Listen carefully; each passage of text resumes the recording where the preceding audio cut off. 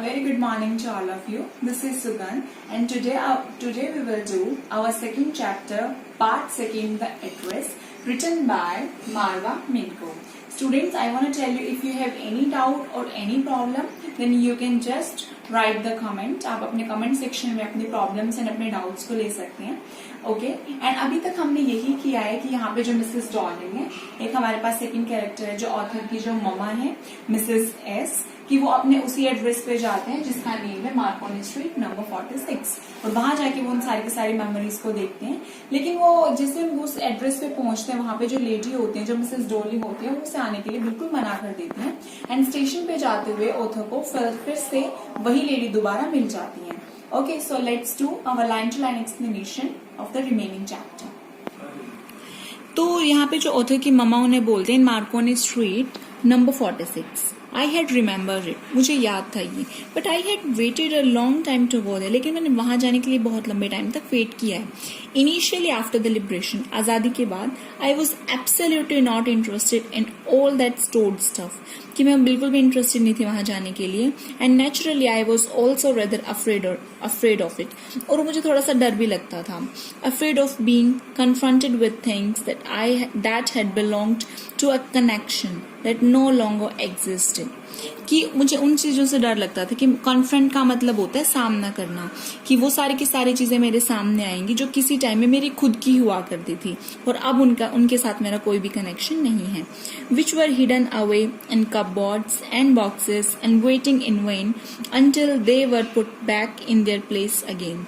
वो चीजें जो कि कपबोर्ड्स में हैं, बॉक्सेस में हैं, और वो एक तरह से वेट कर रही है व्यर्थ में जब तक कि वो दोबारा वहां पे नहीं रखी जाए. Which had endured all those years because they were things. और वो एक तरह से मिक्स हो गई हैं क्योंकि जस्ट वो थिंग्स ही हैं. मतलब एक तरह से वो कोशिश कर रही है उनको वहां पे उसी फील को लाने के लिए, बट वो एक तरह से थिंग्स ही हैं. But gradually everything become more normal again. लेकिन धीरे धीरे करके सारी चीजें नॉर्मल हो गई. Bread was getting to be lighter colour. Bread एक लाइटर कलर की आने लगी. There was a bed you could sleep in unthreatened. A room with a view you were more used to glancing at each day. कि वहां पे एक bed था जहां पे आप बिना डरे हुए आराम से सो सकते थे, जिसका एक व्यू था जहां पे हम यूजुअली बाहर की चीजें देखते थे, हर डे हम झलक देखते थे. And one day I noticed I was curious about all the possessions that must still be at that's address. और एक दिन मुझे बहुत ज्यादा मैं उत्सुक हुई, क्यूरियस हुई जानने के लिए कि मेरे पास क्या क्या चीजें थी और उस एड्रेस पे जाने के लिए. I wanted to see them, touch, remember. कि मैं उन सब चीजों को देखना चाहती थी, उनको छूना चाहती थी और उनको याद करना चाहती थी. After my first visit in vain to Mrs. Dorling's house, I decided to try a second time. मेरी फर्स्ट विजिट के बाद मिसेस डॉर्लिंग के घर पे मैंने कोशिश किया कि मैं दोबारा भी उनके घर जाऊं. Now, a girl of about 15 opened the door to me. I asked her if her mother was at home. अब एक 15 years की जो एक छोटी सी बच्ची थी, उसने दरवाजा खोला और मैंने उससे पूछा कि तुम्हारी मामा घर पे हैं. No, she said, my mother is doing an errand. कि अभी मेरी मामा घर नहीं है, वो एरेंड कर रही हैं. एरेंड होता है अगर को हमारे घर पे कोई स्पेशल बंदा आता है तो उसकी शॉपिंग के लिए जाना या बाहर जाना, उसके लिए कुछ लेके आना, that is errand. It's a short journey to take or get something for somebody, for example to buy something from shop. Okay, no matter, I said, I will wait for her. कोई बात नहीं, मैं उनकी wait कर लूंगा, sorry उनका wait कर लूंगी. I followed the girl along the passage. मैंने उस जिस लड़की के पीछे पीछे मैंने उसे फॉलो किया, मैं उसके साथ साथ गया. An old fashioned iron Hanukkah candle holder hung next to a mirror. एक बहुत पुरानी आयरन हनुक्का जिसका नेम है, कैंडल होल्डर जैसे कैंडल जिसके ऊपर लगाते हैं, वो मिरर के सामने रखी हुई थी. हनुक्का का एक दूसरा मतलब ये द फीस्ट ऑफ लाइट्स, कि जैसे कि यहाँ पे क्रिसमस होता है, इस तरह से होलैंड में जो ज्यूइश पीपल हैं वो एक हैब्रू फेस्टिवल सेलिब्रेट करते हैं दिसंबर में, क्रिसमस के टाइम. तो उस टाइम जो ये कैंडल्स होती है इनका यूज किया जाता है, एक बहुत ज्यादा लाइट्स जलाई जाती हैं, तो उस तरह से वो एक कैंडल होल्डर थी. वी नेवर यूज्ड इट, हमने उसे कभी यूज नहीं किया. वो जस्ट डेफिनेटली वो ऑथर की थी, because it was much more cumbersome than a single candle stick, क्योंकि वो बहुत ज्यादा हैवी थी, बहुत ज्यादा heavy and difficult to carry. उसको यूज करने में बहुत ज्यादा डिफिकल्टी थी, दैट्स व्हाई हमने उसे कभी यूज नहीं किया. Want you sit down, asked the girl. She had open the door.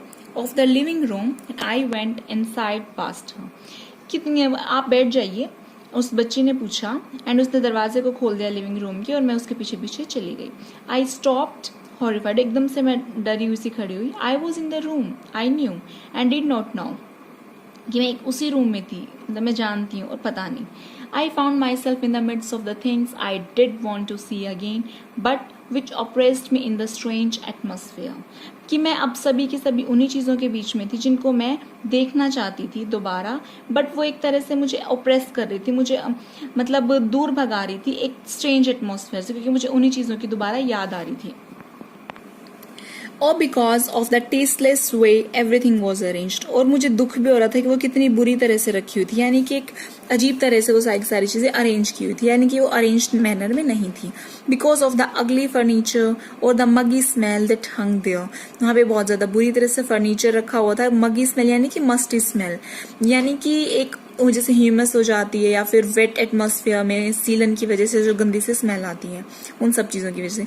I don't know but I scarcely dare to look around me, पता नहीं लेकिन मैं एक मुश्किल से ही देख पाई थी. स्कार्सली मतलब हार्ड टू रिच, हिम्मत कर पा रही थी देखने के लिए. The girl moved a chair, girl ने छोटी सी जो चेयर थी वो उधर की, छोटी सी बच्ची ने. आई सेट डाउन, मैं बैठ गई and stare at the woollen table cloth, और मैंने वुलन टेबल क्लॉथ को देखा, मैंने उसको हल्का सा रब किया. My fingers grew warm from rubbing, और मेरी फिंगर्स भी गर्म हो गई रब करने की वजह से. I followed the lines of the pattern, और मैंने जो उसके ऊपर एक डिजाइन था उनको मैंने फॉलो किया. Somewhere on the edge there should be a burn mark that had never been repaired, और उन सब के बीच में एक जैसे जला हुआ निशान था जो कि दोबारा किसी ने रिपेयर ही नहीं किया था. My mother will be back soon, said the girl. I have already made tea for her. Will you have a cup? कि मेरी मम्मा भी जल्दी आ जाएंगे, मैंने उनके लिए ऑलरेडी चाय बना दी, क्या आप भी एक कप लेंगे? Thank you. I looked up, मैंने ऊपर देखा. The girl put cups ready on the tea table, tea table के ऊपर जो बच्ची है वो कप्स को तैयार कर रही थी. She had a broad bag, कि उसके पास भी एक ब्रॉड बैग थी कि उसे इतना ध्यान नहीं आ रहा था कि मेरा ध्यान कहाँ है. जस्ट लाइक हर मदर, उसकी मम्मा की तरह.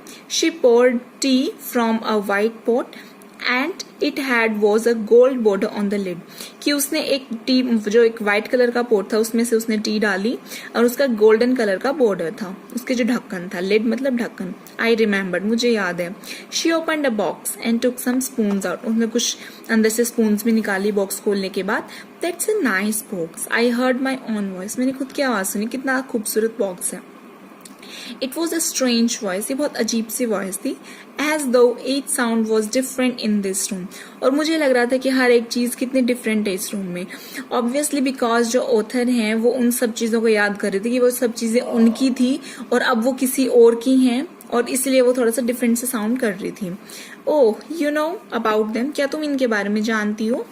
She had turned round and brought me my tea, वो ऐसे घुमा के और वो उन्होंने मुझे टी दी, वो छोटी सी बच्ची ने. She laughed. My mother says it is antique, और वो छोटी सी जो बच्ची है वो कह रही है, मेरी मम्मा बोलते हैं ये एक एंटीक है. We have got lots more, हमारे पास और भी बहुत ज्यादा है. She pointed round the room, उस छोटी सी बच्ची ने रूम में पॉइंट आउट किया.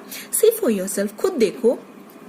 I had no need to follow her hand, और मुझे कोई ज़रूरत नहीं थी उसके हैंड को फॉलो करने की, क्योंकि मुझे ऑलरेडी पता था कौन कौन सी चीज़ें मेरी हैं. I knew which things she mean, मुझे पता था वो किन चीज़ों के बारे में बात कर रही है. I just looked at the still life over the tea table, और मैं देख रहा था कि जो चाय की टेबल थी उसके ऊपर एक रुकी हुई life. As a child I had always fancied the apple on the pewter plate, कि जो प्यूटर प्लेट थी, जैसे जो टी टेबल के ऊपर जो वो प्लेट थी वही जो ऑथर हैं, जो राइटर हैं, वही उस प्लेट को यूज किया करते थे, और अब वो किसी और के घर में सेम वही प्लेट देख रहे हैं. और वो ऐसे सोच रहे हैं कि जब मैं छोटी बच्ची होती थी तो मुझे बहुत ज्यादा ऐसे हैरानी होती थी, मैं बहुत इमेजिनेशन करती थी कि इसके ऊपर एप्पल किस तरह से बना हुआ है.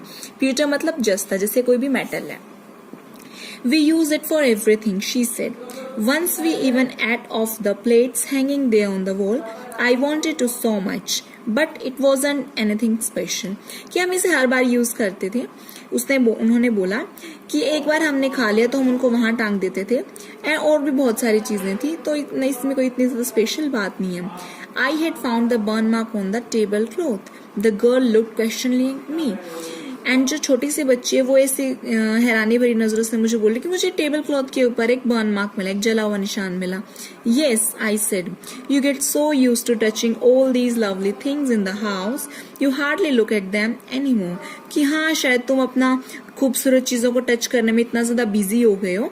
जैसे जो राइटर हैं, जो मिसेस एस की डॉटर हैं, वो बोलती हैं कि अब छोटी सी बच्ची हो कि तुम इतना ज्यादा बिजी हो गए हो कि तुमने हार्डली देखा कि किसी भी चीज में कोई प्रॉब्लम हो या हम उसको रिपेयर कर सकें. You only notice when something is missing. कि तुम तभी चीजों को नोटिस करते हो जब कोई भी चीज गुम हो जाए. Because it has to be repaired, क्योंकि उसे रिपेयरमेंट की जरूरत है. और because you have lent it for example, और तुम्हें वो चीज उधार देनी पड़ेगी, मतलब तुम्हें वो बाहर देनी पड़ेगी, और मतलब वो तुम्हें वो चीजें बिल्कुल भी नहीं देना चाहती. मतलब उसका मतलब ये था. Again I heard the unnatural sound of my voice. और मैंने फिर से जो एक नेचुरल साउंड नहीं थी, मैंने उस चीज को सुना. एंड आई वेंट ऑन, और मैं बस बोलती गई. I remember my mother once asked me if I would help her to polish the silver. And फिर वो जो ऑथर है वो बोलती है कि एक बार, मतलब मुझे याद है मेरी मम्मा ने मुझे बोला था कि तुम पॉलिश करवा लो सिल्वर के. It was a very long time, वही बहुत ज्यादा टाइम पहले की बात है. And I was probably board that day. शायद मैं उस दिन बहुत ज्यादा बोर हो रही थी, या फिर मुझे घर ही रुकना था. Perhaps I had to stay at home because I was ill, क्योंकि मैं बीमार थी. And she had never asked me before, और उन्होंने मुझे कभी इस चीज के बारे में नहीं बोला. I asked her with silver she meant, और मैं पूछना चाह रही थी कि वो कौन से सिल्वर की बात कर रही थी.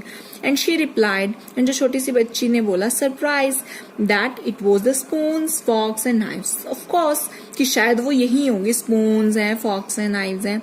And that was the strange thing, I didn't know the cutlery we ate of everyday was silver. और कितनी अजीब बात है कि मैंने उन चीजों को कभी नोटिस नहीं किया कि जो कटलरी में हम खाते हैं उसका कलर सिल्वर है. कटलरी जिसके अंदर नाइफ्स होते हैं, फॉक्स होते हैं, वो सारी की सारी चीजें. The girl laughed again. छोटी सी बच्ची फिर से हंसने लगी. I bet you don't know it is either. I looked intently at her. कि वो छोटी सी बच्ची बोलती है कि मैं शर्त लगाती हूँ कि तुम्हें इस चीज के बारे में, आपको इन चीजों के बारे में नहीं पता था. मैं उस छोटी बच्ची को बिल्कुल ऑनेस्टली तरह से देखती हूँ. What we eat with, she asked. उन्होंने पूछा कि किसके साथ खाते हो. Well, do you know. She hesitated. वो थोड़ी सी ऐसे, उसने जैसे हेजिटेशन, थोड़ी सी घबराई सी वो.